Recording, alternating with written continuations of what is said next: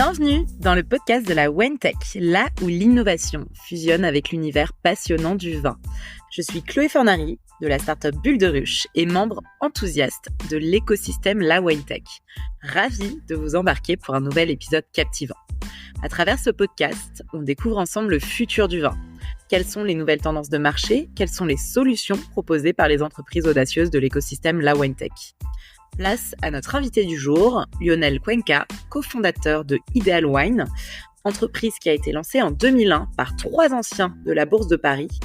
Ideal Wine, c'est une entreprise qui propose 3 types de ventes, des enchères en salle ou en ligne, des ventes à prix fixe et des offres idéales sur des cuvées rares. Leur promesse, c'est de permettre à nos clients de dénicher des flacons rares et de faire des découvertes à bon prix. Alors c'est parti, Lionel, bienvenue dans le podcast de la Wine Tech. Es-tu prêt à explorer ensemble le futur du vin? Oui, je suis prêt. Bonjour Chloé.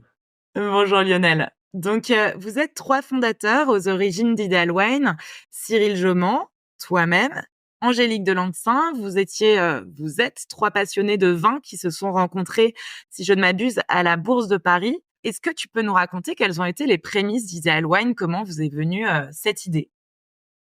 Alors, tout d'abord, merci en tout cas pour l'invitation. Je suis toujours ravi de pouvoir témoigner de cette aventure entrepreneuriale assez incroyable qu'on vit maintenant depuis 25 ans. Alors, comme tu l'as dit, tous les 3, donc Angélique, Cyril et moi, on travaillait donc à la Bourse de Paris au début des années 2000. C'est là où on s'est rencontrés. On travaillait pour un segment du marché qui s'appelait le nouveau marché, qui était en fait le segment de la bourse qui était destiné à accueillir les fameuses startups, les premières sociétés Internet des années 2000. Et on était là, et donc on a été les témoins tous les 3 d'un phénomène absolument incroyable, un mouvement d'innovation, de technologie qui allait révolutionner le monde. Et c'était une période qui était vraiment absolument enthousiasmante parce que on avait l'impression que tout était possible. Et donc on était témoins de ça, on s'occupait justement d'aider des sociétés à s'introduire en bourse. Et tous les 3, à un moment donné, on a nourri aussi cette idée, cette ambition de créer quelque chose tous les 3. Alors, comme tu l'as dit, tous les 3, on est passionnés de vin, on se connaissait pas forcément avant, on s'est retrouvés à la bourse et logiquement, on s'est dit, on va créer une bourse des vins, en tout cas quelque chose qui pourrait ressembler à une bourse des vins. Et on a commencé à travailler sur ce projet. Alors pour tout un tas de raisons qui sont très longues à expliquer, qui n'ont pas beaucoup d'intérêt, je vais passer dessus, mais notamment d'un point de vue réglementaire, administratif, etc., c'était pas possible d'imaginer créer une bourse des vins telle qu'il existe une bourse des valeurs mobilières. Mais pour autant, on s'est dit qu'on allait créer quelque chose qui ressemblait un peu à ça, et on a pivoté entre guillemets notre projet vers le monde des enchères. Pourquoi? Parce que donc on travaillait rue Cambon. Rue Cambon, c'est pas très loin de l'hôtel Drouot. L'hôtel Drouot, on avait l'habitude de s'y rendre de façon assez fréquente. Et à l'hôtel Drouot, qui donc est l'hôtel qui accueille les ventes aux enchères de tout un tas de commissaires-priseurs, on a de façon très régulière, quasiment tous les jours, des ventes de vin auxquelles on se rendait et dans lesquelles on avait l'habitude d'acheter du vin, et notamment acheter du vin pour en revendre un peu en partie pour financer notre consommation. Et en fait, on s'est dit, mais pourquoi on n'offre pas à d'autres personnes que nous la possibilité de rentrer dans ces salles de vente en créant une sorte de fenêtre électronique. En fait, une fenêtre électronique, c'est ni plus ni moins qu'un site internet. Un site internet sur lequel on afficherait les lots qui sont disponibles dans les ventes aux enchères, et on prendrait des ordres d'achat et on irait représenter les gens dans les salles. Donc en fait, et d'ailleurs, c'est une sorte de métier de courtier en quelque sorte. Et d'ailleurs, c'est de là que vient le nom Ideal Wine que peu de gens ont saisi et qui a été brillamment trouvé par Cyril. C'est Ideal Wine, c'est Ideal Wine. Ideal Wine entre guillemets for you. Je vais aller négocier pour vous. Ouais, ok. Ça vient de là. Donc on a commencé comme ça, donc ça encore une fois très inspiré de l'univers de la bourse, parce qu'il y avait ces fameux courtiers dans les bourses d'échange. On s'est dit on va faire la même chose dans l'univers du vin et on va décliner ça dans l'univers du vin. Donc c'est ce qui nous a amené à proposer ce service qui a été ça c'est les débuts d'Ideal Wine, c'est le modèle de départ, et qui progressivement a évolué vers des ventes aux enchères électroniques, c'est-à-dire qu'on a dématérialisé la salle. Et on a été un des premiers à électroniser le marché des enchères de vin public. Et vous avez créé ce principe de code des vins Ideal Wine. Ouais, exactement. Et ça, je pense que, alors moi, je le dis modestement, hein, mais je pense que c'est vraiment notre plus grande contribution au monde du vin, c'est-à-dire qu'on a, encore une fois, on vient, comme tu l'as dit tout à l'heure, on vient de l'univers boursier, donc on était très inspiré par ça, donc on s'est dit, on va créer des outils à l'image de ce qui existe dans l'univers des valeurs mobilières, on va créer des outils d'aide à la décision pour aider les personnes à se déterminer dans leur choix de vente ou d'achat. Et on s'est rendu compte qu'un des outils principaux pour se déterminer, c'est quand même celui de la connaissance des prix. Donc on s'est dit, on va faire à l'image de la bourse, on va créer une cote des vins, un Argus des vins, qui permettra à chacun de répondre à une question en fait assez essentielle que tout le monde se posait et auquel il y avait aucune réponse, qui est combien ça coûte. Combien ça coûte un Petrus 90, combien ça coûte une Romanée Conti, etc. Donc on a fait un gros travail. Et évolue dans le temps en fait, c'est ça qui est génial. Et alors cette cote donc qu'on a créée en 2000, alors on a mis avant de créer la société, on a quasiment travaillé pendant 1 an sur une base de données qui a constitué le socle de cette cote, en collectant des données publiques sur les ventes aux enchères. On avait un historique de données et en fait on l'a nourri, enrichi toutes les semaines à partir des adjudications qui étaient dans toutes les ventes aux enchères publiques françaises plus les nôtres. Et en fait, on s'est rendu compte que cette cote avait une pertinence, elle avait une validité, elle avait un intérêt. Et c'est encore aujourd'hui, c'est un outil incroyable, formidable, qui attire chez nous des milliers de personnes quotidiennement pour simplement, pas forcément pour acheter ou vendre, mais simplement pour connaître la valeur, parce qu'on en a un cas, parce qu'on veut Aujourd'hui, savoir. vous avez l'une des plus grosses bases de données au monde finalement sur ce principe de code des vins. Oui, je pense. Alors, en tout cas, elle est très consultée, elle fait référence. On la nourrit, comme je te l'ai dit, de façon hebdomadaire. Toutes les codes sont mises à jour de façon hebdomadaire. Il y a des calculs qui sont faits avec des algorithmes. Et elle nourrit tout un tas d'autres outils, des indices, etc. Encore une fois, des outils d'aide à la décision. Ce qu'on voulait, c'était que les gens puissent se déterminer en conscience. Voilà. C'était un monde qui n'était pas très transparent, pour être honnête. Donc, on a mis un peu de transparence en ajoutant de la donnée. Et ça, on l'a fait gratuitement. Et ça a aussi beaucoup aidé, évidemment, à ce que les gens viennent chez nous pour acheter, pour vendre, etc. Mais donc, en fait, cet outil-là, je pense que c'est notre petite contribution au monde du vin et aux amateurs en les aidant à avoir une idée un peu plus précise de ce qu'ils ont, de ce qu'ils possèdent. Et d'avoir le prix juste d'un vin. C'est ça, Ouais, c'est ça votre alors le prix proposition. juste, le prix juste, en tout cas, c'est avoir une idée à peu près de ce que ça vaut. Ça veut pas dire que ce prix-là est le prix, comment dirais-je, absolu, mais au moins ça donne une idée de la fourchette de prix dans lequel doit se situer la valeur du vin dans des conditions normales, on va dire. Bien évidemment, ça fait 25 ans que vous avez lancé la boîte. Donc, il y a eu un certain nombre de stades de développement. Vous avez lancé une activité de e-Cavis, vous avez lancé des bureaux à l'étranger, vous avez été établi depuis 2014 le leader officiel en France des ventes aux enchères de vin. Tu peux nous raconter un petit peu tous ces stades de développement jusqu'à aujourd'hui pour l'entreprise? Ouais, alors bon, c'est un peu c'est un peu long, hein. On va pas faire tout Oui, l'historique c'est parce ça, que ça a là, l'air synthétique. le podcast, il va durer 2 heures, mais parce que C'est ça. évidemment, 25 ans, c'est un quart de siècle. C'est-à-dire qu'il faut Ouais. quand même imaginer, même moi, quand je le dis comme ça, j'ai l'impression, j'hallucine un peu. C'est-à-dire que jamais on aurait imaginé d'être là 25 ans après, jamais on aurait imaginé il y a 25 ans comment les choses allaient se passer. Et d'ailleurs, c'est le business model du départ, hein, il a strictement quasiment pas grand chose à voir avec le business model d'aujourd'hui. C'est ça qui est enfin excitant en même temps. Et je pense que le business model dans 20 ans, il a pas grand chose à voir avec celui qu'on a aujourd'hui.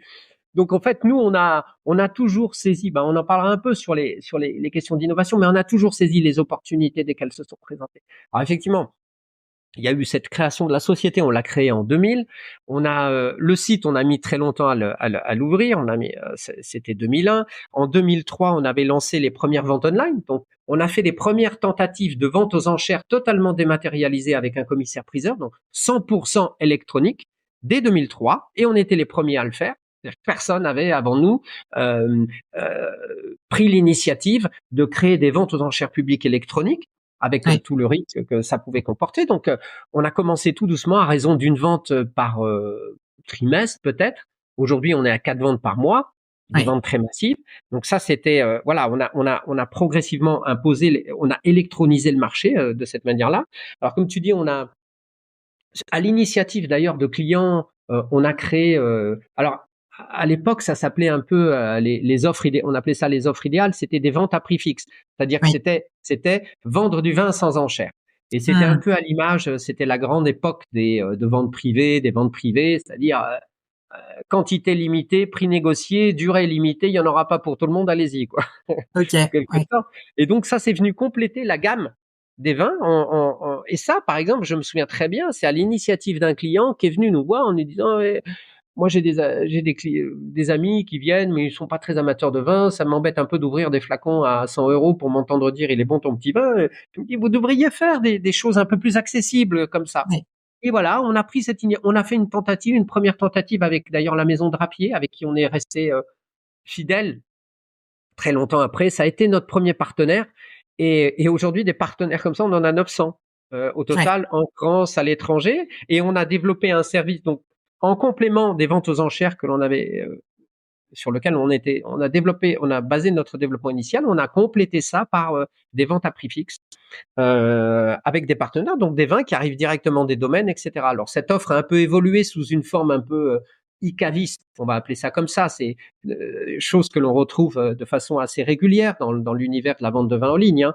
Donc c'est assez proche de ce que les autres peuvent faire, mais bon, avec une sélection qui est évidemment très pointue, auquel on est très attentif, parce que voilà, c'est toujours la satisfaction du client qui est une priorité pour nous, quoi. Et étant Effectivement, donné que alors vous avez aujourd'hui une communauté de membres assez conséquente qui, je l'imagine, sont fidèles à Ideal Wine, ces membres qui vont acheter sur la partie vente aux enchères, potentiellement, du coup, vont rester fidèles à Ideal Wine sur la partie caviste aussi. exactement. Ok. Exactement. Et puis, et on a nourri aussi cette fidélité. En fait, on a essayé de créer un peu un écosystème dans lequel on peut acheter des vins aux enchères, on peut acheter des vins à prix fixe. Donc, ça veut dire des millésimes récents et des vieux millésimes, des primeurs aussi. Ça, c'est une activité aussi qu'on a développée en 2019, je crois. On a ouvert on a ouvert un bureau à Bordeaux pour développer cette activité primeur. On offre aussi du stockage pour les clients qui veulent stocker du vin. Donc, ils peuvent acheter, ils peuvent vendre. En fait, l'idée, c'est qu'ils trouvent tout chez nous, de Oui. l'information, voilà, et que qu'on soit à même de satisfaire tous les besoins qu'ils peuvent avoir en tant qu'amateurs de vin. C'est un peu l'objectif, quoi. C'est quoi le profil type aujourd'hui de vos meilleurs clients Ideal Wine? Alors, on a une représentation qui est assez équilibrée dans toutes les tranches d'âge, mais c'est quand même plutôt, il faut quand même l'avouer, c'est plutôt un homme qui a plutôt aux alentours entre 40 et 50 ans, ou 45 ans, qui vit plutôt dans un centre urbain et qui est de moins en moins français et qui est de plus en plus étranger. Alors il avait une teinte très asiatique jusqu'à ces dernières années. Il est européen et peut-être que demain il sera américain parce que c'est une zone sur laquelle on se développe beaucoup. Mais c'est à peu près voilà, ça ressemble avec une sous-représentation des femmes, je trouve. En tout cas, c'est un peu toujours aux grandes dames d'Angélique qui essaient désespérément d'augmenter cette proportion. Mais voilà, comme la répartition de notre activité est quand même aujourd'hui très tournée vers les enchères, à peu près 2 tiers les enchères, 1 tiers l'activité caviste. On est sur Ok. des flacons assez premium, etc., avec effectivement des catégories socio-professionnelles, voilà, qui disposent de moyens pour acheter des flacons à des prix moyens qui sont quand même très élevés par rapport à la moyenne de ce qui on peut constater sur le marché en termes de vente de vin. Ces clients-là, les flacons qu'ils achètent, est-ce que c'est pour leur consommation personnelle ou est-ce que c'est des profils on va dire, investisseurs, collectionneurs qui derrière vont revendre les flacons dans quelques années? Ouais. Alors, curieusement, on peut parfois, on a un peu cette image d'Ideal Wine évidemment parce qu'on vend des flacons à des prix très élevés, etc. Que on a beaucoup d'investisseurs, beaucoup de collectionneurs qui sont là dans un objectif patrimonial pour constituer des caves pour les revendre, etc. Alors, c'est partiellement vrai parce que voilà, ça existe, il y a des personnes, mais très sincèrement, on est un site d'amateurs de vin. Mm. vraiment depuis le début, et on l'est encore aujourd'hui. On a élargi géographiquement cette logique-là, cette philosophie à d'autres pays, puisqu'on a aujourd'hui une exposition internationale qui est très très forte et qui est dominante et qui sera encore plus dominante demain. Mais vraiment, on s'adresse à des amateurs de vin et on n'a jamais dérogé à cette règle-là. Parce que fondamentalement, l'esprit de cette entreprise, c'est vraiment voilà, de servir ceux qui font le vin et ceux qui l'apprécient et qui le partagent. Et ce qui peut être un peu troublant, c'est que parfois les prix des flacons sont très élevés, c'est vrai, Oui. mais quand même, ces flacons sont destinés à être bu. Et ça, c'est toujours un petit peu. Et on avait beaucoup, je vais vous dire, on avait beaucoup de clients français. Je me souviens au début des années 2000 qui, voilà, tous les jours, ils buvaient une bouteille de 100, 150 euros. Il y en avait une sur la table. J'ai encore des souvenirs très précis. Et alors aujourd'hui, cette population-là, elle est moins grande, peut-être en France. Donc nous, voilà, on a eu la stratégie d'aller conquérir, enfin, en tout cas, d'élargir à d'autres marchés asiatiques, européens, américains. Mais aujourd'hui, dans le monde, il y en a beaucoup, il y a beaucoup d'amateurs de vin qui sont capables d'ouvrir des flacons comme ça et de les apprécier. Alors justement, c'est une question que je voulais te poser. C'est quoi on va dire le tarif moyen d'un flacon acheté sur Ideal Wine, et aussi c'est quoi le record absolu sur ces 25 années du flacon le plus cher qui a été vendu? Ouais.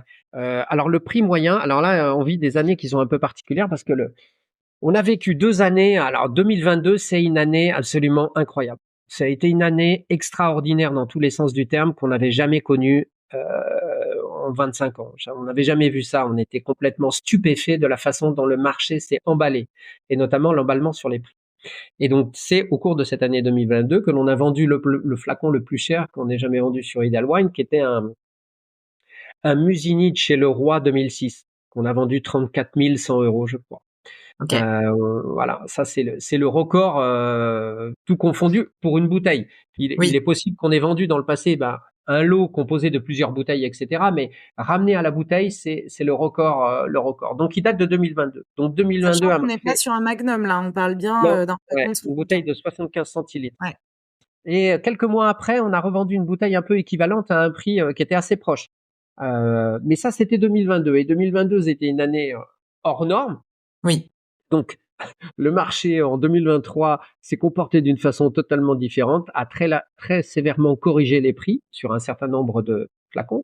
Donc, ce qui fait qu'aujourd'hui, le prix moyen alors j'ai pas le chiffre 2024, mais le prix moyen du flacon 2022 aux enchères, il était de 152 euros chez Ideal Wine, Ok. et en baisse de 22% par rapport à celui de 2022. D'accord. 2022, on était proche des 180, 185 euros, quand même assez incroyable. Donc aujourd'hui, c'est un prix moyen qui reste quand même très élevé.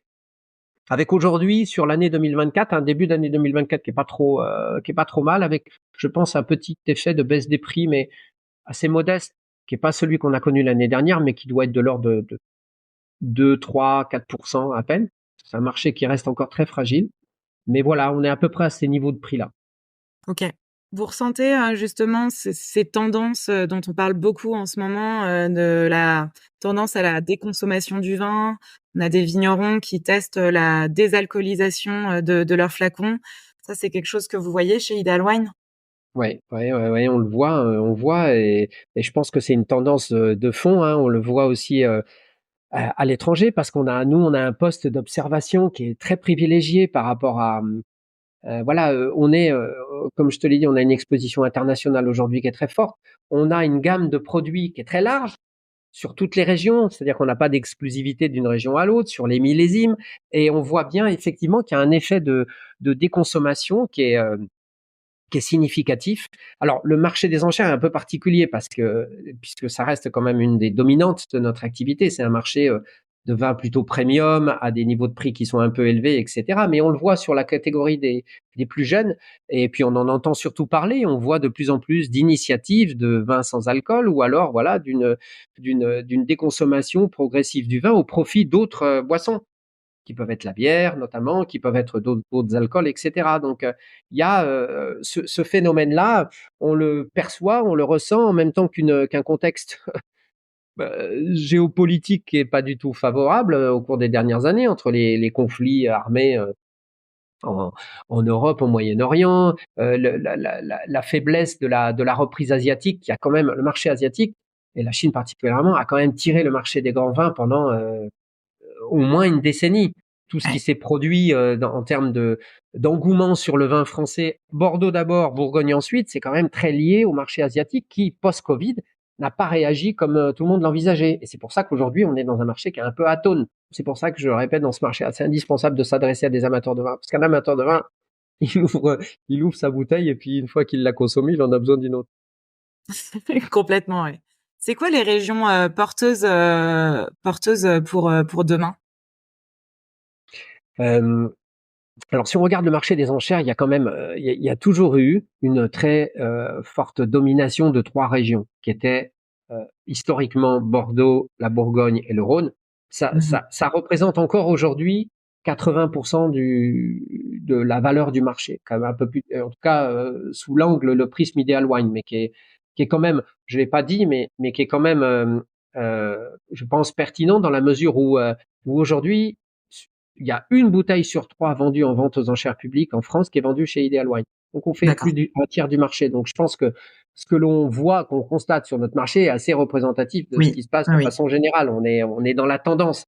Donc ce poste d'observation nous permet de constater que il y a trois régions qui dominent très largement et qui dominent encore, qui sont historiquement, je l'ai dit, Bordeaux, la Bourgogne et le Rhône, avec un petit effet il y a une inversion des priorités au cours des dernières années, c'est-à-dire que c'est la Bourgogne qui est devenue en tête en termes de valeur, pas en termes de volume, puisque c'est une région qui produit quand même moins, mais il y a eu un progressif désintérêt pour les vins de Bordeaux qui, probablement sous l'effet de la hausse très forte des prix, à un moment donné, voilà, les gens se sont détournés un peu de Bordeaux.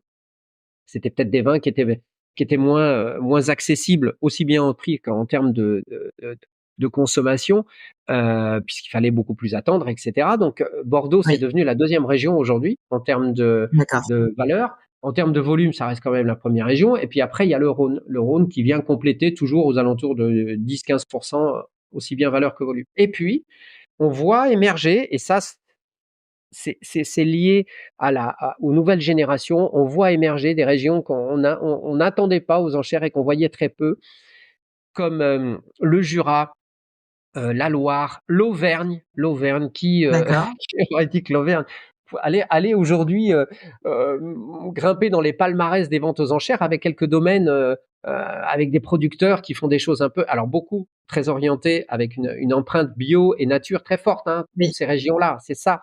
C'est la nouvelle génération en fait. On perçoit la montée en puissance de la nouvelle génération qui recherche cette typologie de vin que les régions que j'ai citées avant produisent moins parce qu'elles sont plus ancrées dans une forme de tradition. Mais les autres oui, régions dont je viens de parler, Champagne aussi, la Champagne également, ces régions-là, avec la nouvelle génération, est en train de monter en puissance et il va y avoir un effet, nécessairement sous l'effet du temps, bien sûr. probablement de remplacement progressif et de montée en puissance de ces régions au détriment des autres. Alors les autres ont toujours des vins un peu iconiques, hein. Il y aura toujours, on cherchera toujours de la Romanée-Conti, du Pétrus, etc. Mais euh, les jeunes aujourd'hui, ils n'ont pas les moyens de se payer ces vins-là. Donc, Oui, ils vont évidemment complètement. sur des régions dans lesquelles ils ont les moyens, ils ont les budgets pour pouvoir s'acheter ces vins. Oui, Et donc, c'est ces vins-là. Et puis, des vins aussi dans la conception des vins qui sont plus respectueux de l'environnement, qui sont voilà plus respectueux aussi de leur propre santé. Donc, et cette tendance-là, elle n'est pas que française, elle est mondiale. On oui, vend dans 67 pays et c'est partout la même chose. C'est ça c'est dingue. qui est assez étonnant. Que ce soit un jeune brésilien, japonais, américain ou mauricien, il cherche la même chose. Complètement. Alors, je vois que l'heure tourne. Je voudrais qu'on se focus un petit peu sur tous vos sujets d'innovation qui sont extrêmement nombreux ces dernières années, enfin depuis vos origines. Pourrais-tu nous parler de l'app Windex que vous avez lancée en 2019 et qui permet de améliorer la traçabilité des grands vins dans la blockchain? Exactement. Alors en fait, ça, c'est une application. Donc c'est un dispositif d'un tag avec une puce RFID qu'on appose sur le col des flacons à très forte valeur qui sont expertisés chez Ideal Wine. Euh, donc cette puce, elle contient des informations qui sont insérées par l'expert, la personne qui va expertiser la bouteille, la contrôler. Juste ce que je précise, c'est que dans le cadre des ventes aux enchères, on ne vend rien que l'on n'ait pas vu. C'est-à-dire qu'on contrôle physiquement toutes les bouteilles. Et par exemple, en 2023, c'est plus de 220 000 bouteilles qui ont été vendues aux enchères, ont été contrôlées, expertisées par nos soins. Je ne parle pas de celles qui n'ont pas encore été vendues, qui le seront plus tard, mais on contrôle tout. Et on a une équipe d'une dizaine de personnes qui fait ça. Donc ce tag, on la pose sur les bouteilles, on insère un certain nombre d'informations qui sont relatives à la description de la bouteille, des photos, etc., et qui viennent apporter un élément de réassurance par rapport à la personne qui va nous acheter cette bouteille, qui a la garantie que cette bouteille, elle a été contrôlée par nos soins, elle est validée par nos soins, certifiée. Elle contient des informations quand il utilise l'application Windex et qui rapproche de la puce, ça lui permet d'avoir une lecture d'un certain nombre d'informations qui lui confirment que la bouteille qu'il a entre les mains, c'est bien la bonne. Et ces informations-là, elles sont transférées dans la blockchain, donc elles sont inscrites sans pouvoir être modifiées, etc. Donc il n'y a pas de falsification possible. Et il en résulte aussi la génération d'une signature électronique qui correspond à cette bouteille et qui, voilà, pourrait tout à fait, c'est pas le cas aujourd'hui, mais qui pourrait tout à fait faire l'objet demain d'une négociation. C'est-à-dire que ça pourrait être tout à fait, la bouteille étant stockée par nos soins sous notre contrôle, on pourrait tout à fait imaginer que cette signature électronique, cette digitalisation, représentation digitale de la bouteille, elle fasse l'objet d'un échange et elle change de main et que nous, on n'ait plus qu'à transférer. En fait, on est en train de parler de ni plus ni moins de ce qu'on appelle aujourd'hui du NFT, c'est-à-dire une représentation digitale d'une chose, enfin, en tout cas d'un flacon, qui existe lui réellement, et que nous, encore une fois, on a initié en 2019, mais pas dans un objectif qui était celui de créer un marché des actifs digitaux vains. On a fait ça simplement pour apporter un élément de réassurance à nos clients, acheteurs, parce que, comme j'ai dit, on en a dans le monde entier. On n'est pas des gens, on n'est pas connus mondialement au point que les gens se disent, les gens vont venir acheter des flacons chez nous, ils vont les payer avant de les recevoir. Quand on parle de flacons à plusieurs milliers d'euros, ils ont besoin d'avoir quelques garanties sur l'existence, la validité des données, des informations, etc. Donc c'est vraiment dans cet esprit qu'on l'a fait, et on se rend compte aujourd'hui que ce dispositif-là, eh ben, il recèle quelques potentialités qu'on pourrait tout à fait déployer dans le futur quand les conditions de marché sont un peu plus favorables. Et vous aviez fait une expérimentation justement sur de la NFTisation de Magnum avec le château Edmus de Laurent David il y a quelques années. Donc vous aviez poussé aussi ce concept de NFT un peu plus loin, et si je me souviens bien, c'était une vente aux enchères qui a cartonné à l'époque. Ouais, tout à fait. D'ailleurs, j'en profite pour saluer notre ami Laurent, hein, et on a fait cette tentative. C'était en 2022, donc il avait donc Laurent, le château Edmus avait fait une cuvée particulière qui s'appelait la cuvée Phi. Il avait fait, je crois, une vingtaine de Magnum, et il nous a confié 10 Magnum qu'on a mis aux enchères. Chaque Magnum ayant une étiquette particulière, chaque flacon étant numéroté, une étiquette particulière reliée à une œuvre d'art qui était faite par un artiste tatoueur. Donc on a apposé cette puce sur chacun des flacons. On a fait une vente aux enchères, comme on le fait pour un flacon tout à fait classique. Alors on n'avait pas forcément idée de ce que ça allait donner. Donc j'avais dit à Laurent, mais écoute, on fait sans prix de réserve, on met 1 euro et on verra bien. Donc au début, j'ai vu dans ses yeux qu'il était un peu inquiet. Et puis bon, il nous a fait confiance quand même. On a mis en ligne cette vente, et effectivement, ça a dépassé tout ce que l'on pouvait imaginer, puisque sur ces 10 flacons, donc ils étaient numérotés de 1 à 10. Le premier Magnum a fait, je crois que c'était 4 600 €, quelque chose comme ça, 4 600 € marteau, donc 5 200 € TTC avec les frais. Oui. Là où on envisageait, je ne sais pas, un prix aux alentours de 250 €. Le deuxième, numéroté 2, avec une valeur un peu inférieure, etc. Donc il y a eu une espèce d'engouement, de phénomène qui a été quand même assez dingue, qui nous a totalement dépassés. Et en tout cas, voilà, les conditions. Il faut dire que les conditions de marché, si on répétait l'opération aujourd'hui, ça serait peut-être un peu différent. Oui, c'est vrai. Mais en tout cas, on a fait la preuve. On a fait la preuve qu'on était capable de faire des choses comme ça c'est une sorte d'expérimentation, c'est-à-dire qu'à petite échelle. Mais en tout cas, chez Ideal Wine, ça c'est, je trouve que c'est assez caractéristique de notre état d'esprit. C'est-à-dire que on est ouvert à toutes les expériences, toutes les innovations. L'innovation est au cœur de votre ADN. Hein. Et Ideal Wine, c'est aujourd'hui 65 collaborateurs et une vraie volonté de s'internationaliser avec des bureaux à Paris, Beaune, Bordeaux, Singapour, Hong Kong. Donc Lionel, vraiment, on te remercie pour cet échange passionnant. Je pense qu'il faudra vraiment prévoir un round 2 sur le podcast pour évoquer vos innovations à venir. C'est la fin de cet épisode du podcast La Wine Tech, le podcast qui explore le futur du vin. J'espère que cet échange vous a plu. Personnellement, j'ai bu les paroles de Lionel. Comme d'habitude, vous retrouverez toutes les ressources pertinentes en description de l'épisode. Si vous avez apprécié, n'hésitez pas à vous abonner et à laisser une note sur votre plateforme d'écoute préférée et parlez-en autour de vous. Si vous avez une question ou une suggestion d'invité, vous pouvez me contacter directement sur LinkedIn. À bientôt!